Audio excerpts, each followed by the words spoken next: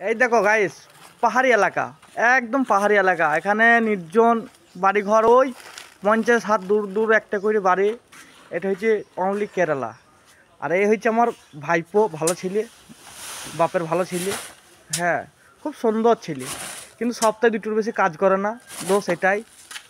হ্যাঁ দেখো দেখো, বলছি বলছি আবার হাসছে। আর এই ছেলেটা 1 নম্বর ছেলে, এখন মোটর সাইকেল কিনবো বলে পাগল হয়ে গেছে।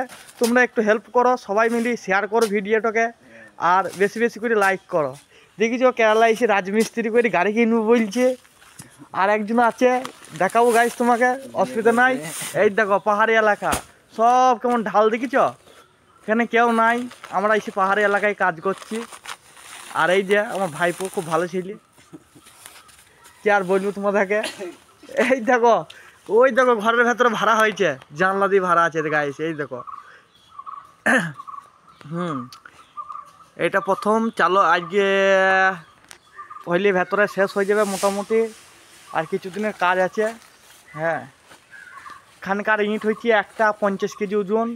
চাগাই থেকে আমাদের গাঁড় ফিটে যায়, গাঁড় ফাটা কষ্ট, তার জন্য গাঁড় ফাটা কাজ করি না। আমরা যেটা সহজ কাজ হয় সেইগুলো করি, সেটা হচ্ছে প্লাস্টারের কাজ।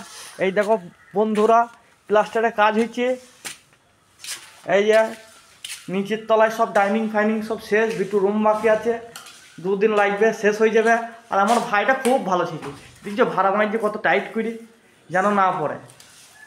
হ্যাঁ, শুধু নানিকে ঘুনো ঘুনো ফোন করবে, নানির জন্য কাঁদবে। হ্যাঁ, আর মেয়েগুলাকেও দেখবে না, দেখি ছেলেটা বুড়ো হয়ে গেছে, বিদিয়ার নাম নাই, বিগড়ের নাম নাই। তোমরা গাঁড় ফাটা লাইক দাও, আর গাঁড় ফাটা ভাইরাল করো।